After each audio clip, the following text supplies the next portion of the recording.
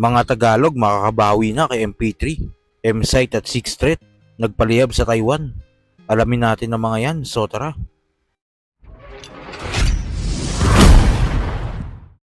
Ban vs Cripply. Sa battle na ito nga nagsimula ang pang-hate ng mga battle rap fans kay MP3 dahil nga sa pagugurado niya sa nasabing laban. Di nga nagustuhan ng mga fans ang paghatol niya dito. Karamihan nga sa mga bashers ni MP3 ay mga Tagalog. Maraming humihiling na sana mabadibag ito sa susunod niyang laban. At parang dininig nga ng pagkakataon ang hiling ng mga haters ni MP3 dahil itong paparating na September 20 ng taong kasalukuyan. Isa sa mga top tier ng liga ang makakalaban niya. Walang iba nga kundi si M-Site. Base nga sa mga kapwa MCs nila, makukuha ni M-Site ang panalo. M-Site versus MP3. Si MP3 ngayon ang isa sa pinakamaingay na judge dahil pinuputakte siya ng hate comments at kontrobersya dahil sa judging niya nung laban ni Cripply at J Black V-Troom. Parang binoto niya kasi puro kalaban ni Cripply, kalaban ni V-Troom, parang ganun. So siya yung pinuputakte ng hate comments. Mabadibag, hindi siya pwedeng mapahiya dahil maraming nanonood sa kanyang mga MC. At kay MP3 naman, feeling ko makakarga na dito yung hate na galing sa mga judging niya. Feeling ko makaka-apekto din yun. Pwede maging bias sa kanyang crowd dito dahil doon. Pero ito rin yung challenge kay MP3. Kung anong gagawin mo dyan. Anong gagawin mo? It's either lalaban ka ng todo or yun. Pwede kasi yung iba, iiyak eh. Hindi, takot ng comment! Pwedeng ganun eh. Diba?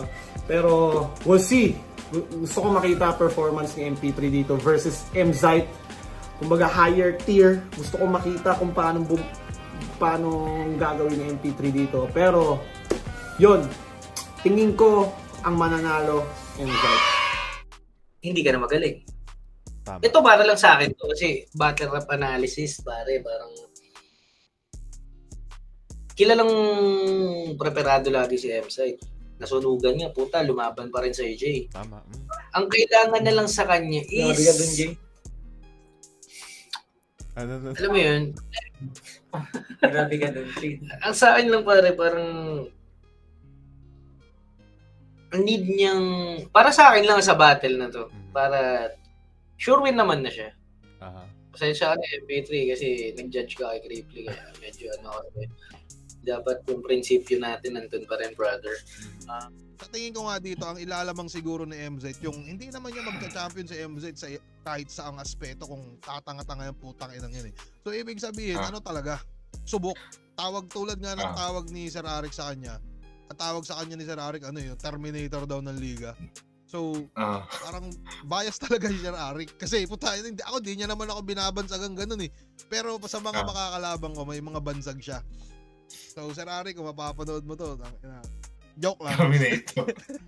Pero yun man, parang isa pa man, yun nga, yung nung nakaraang laban ko, ang ina si MP3 Bodybag sa comments, pati si Kilan, yung mga huradong hindi nag-explain ng maayos, sila yung, so pakiramdam ko man, yung hate na dinadala siguro ni M-Site, baka eto na yung time na parang passing of the torch. Parang ganun man. So, at knowing M-Site pare, putang ina, alam naman natin na aware yan sa mga nangyayari sa bagay-bagay kahit medyo yung Facebook niya puro camping lang. Putang ina, alam nating nag-oobserba yan. So, eto hindi to sa yun nga, isa din siguro sa factor kaya baka mapapunta ako kay M-Site dito dahil dun sa isa sa sinabi mo na wala pa si MP3 performance sa Metro na na pasok. Puro support. Sa kabilang balita naman, January 26, 2025, na maglaban si M-Site at Sixth Threat sa Taiwan.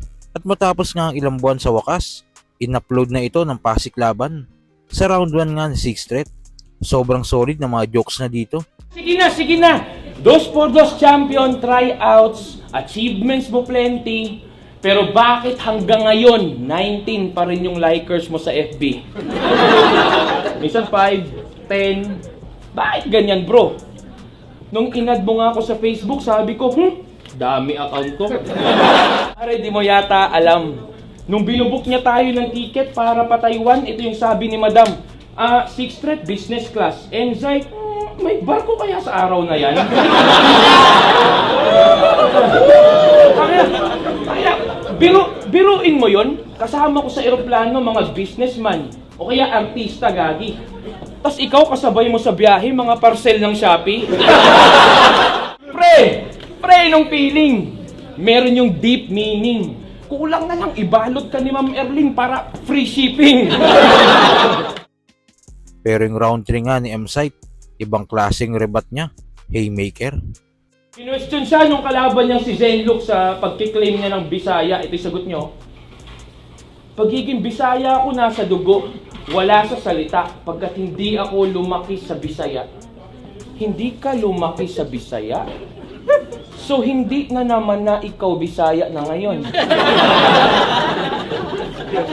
Para yung Bisaya ethnicity ha, dapat sinabi mo lumaki sa Kabisayaan. Tangi ka. Nakakainis. Madam Erling, gusto ko tuloy itanong, di ko matiis. Ilang taon na kayo dito sa Taiwan? 2 dekada. So, dito ka na lumaki sa Taiwanese. Tayo, Taiwanese, Taiwanese, Sample!